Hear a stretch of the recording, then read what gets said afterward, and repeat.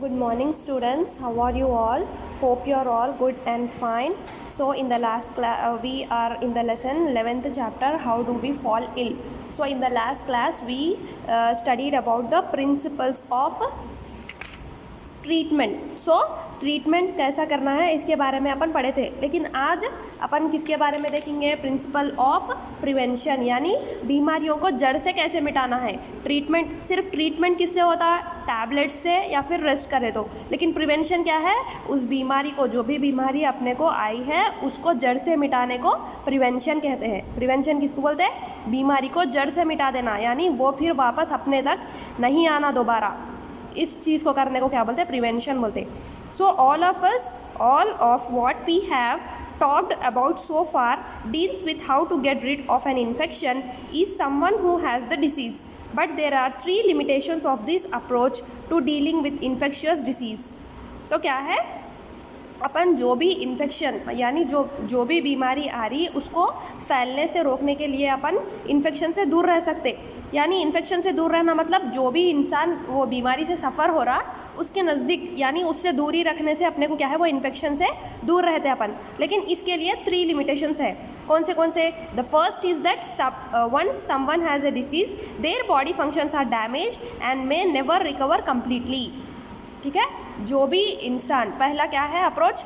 First approach क्या है कि जो भी इंसान को अगर डिसीज़ हुई तो वो डिसीज़ उनके पूरे बॉडी फंक्शंस को डैमेज कर देती एंड कभी भी रिकवर नहीं होने के चांसेस भी रहते. डेंजरस डिसीजेस अगर एक बार अटैक हो गए तो वो क्या करते? डेंजरस डिसीजेस अपने बॉडी के फंक्शंस को पूरे को रोक देते, पूरे फंक्शंस को रोक के अपनी बॉडी को डैमेज करते हैं और फिर से अपन रिकवर होने के चांसेस बहुत कम रहते हैं, अनलेस अगर अपन ट्रीटमेंट अच्छे से नहीं कराए तो. The second is that treatment will take time, which means that someone suffering from a disease is likely to be bedridden for some time even if we can get proper treatment.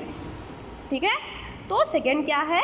जब तक treatment, अगर अपन ज़्यादा दिनों तक ये बीमारी को लेके रहे तो ट्रीटमेंट बहुत ज़्यादा टाइम लगता है.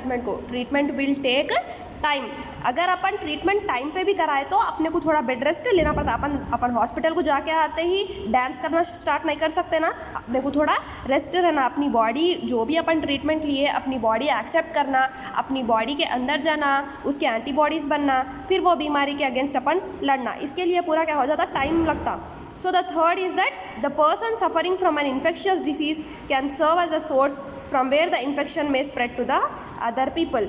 थर्ड क्या है? द थर्ड इज़ दैट जो भी पर्सन सफ़र हो रहा है इन्फेक्शियस डिसीज़ से, वो इंसान एक सोर्स हो जाता, बीमारी फैलने का एक सोर्स. यानी वो इंसान जो बीमारियों से लड़ रहा है वो इंसान पूरा एक सोर्स रहता बीमारी का. अगर अपन वो इंसान के नज़दीक गए या फिर कुछ भी कांटेक्ट में रहे तो वो इंसान की जो भी डिसीजेस सफ़र हो रहा वो इंसान, वो डिसीजेस अपने को भी आने के चांसेस रहते.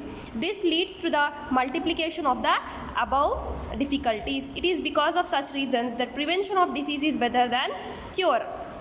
क्या है?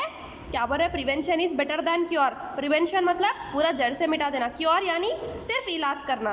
तो इलाज करना बेहतर है या फिर वो बीमारी को हमेशा के लिए मिटाना बेहतर है? वो बीमारी को हमेशा के लिए मिटाना ही बेहतर है. Prevention is better than cure. Prevention of diseases is better than cure. So how can we prevent diseases? अपन डिसीजेस को कैसा प्रिवेंट कर सकते हैं? There are 2 ways, one general and one specific to each disease. The general ways of preventing infections mostly related to preventing exposure. How can we prevent exposure to infectious microbes? तो कैसा अपन prevent कर सकते हैं diseases को? अपन कैसा prevent कर सकते हैं? तो पहला क्या है? एक्सपोजर, यानी जो भी माइक्रो ऑर्गेनिजम्स वो डिसीजेस को फैला रहे हैं वो माइक्रो ऑर्गेनिजम्स के कॉन्टैक्ट में अपन रह गए जैसा. सो कैसा? If we look at the means of their spreading, we can get some easy answers. For airborne microbes, we can prevent exposure by providing living conditions that are not overcrowded. For waterborne microbes, we can prevent exposure by providing safe drinking water. This can be done by treating the water to kill any microbial contamination. For vector-borne infections, we can provide clean environments. This would not, for example, allow mosquito breeding. In other words, public hygiene is one basic key to the prevention of infectious diseases. तो पहले अगर infection अपने को air से हो रहा अगर infection यानी वो बीमारी जो भी है अगर एयर से फैल रही तो अपने को ओवर क्राउडेड यानी जहाँ पे भी ज़्यादा पब्लिक है वहाँ नहीं जाना, वहाँ रोक देना। अगर वो इन्फेक्शन अगर वो डिसीज़ वाटर से फैल रही तो अपने को क्या है सेफ़ ड्रिंकिंग वाटर पीना। अपन सेफ़ ड्रिंकिंग वाटर पिए तो क्या है अपन ये जो भी बीमारियाँ पानी से फैल रहे तो ये बीमारियों से अपन बचते।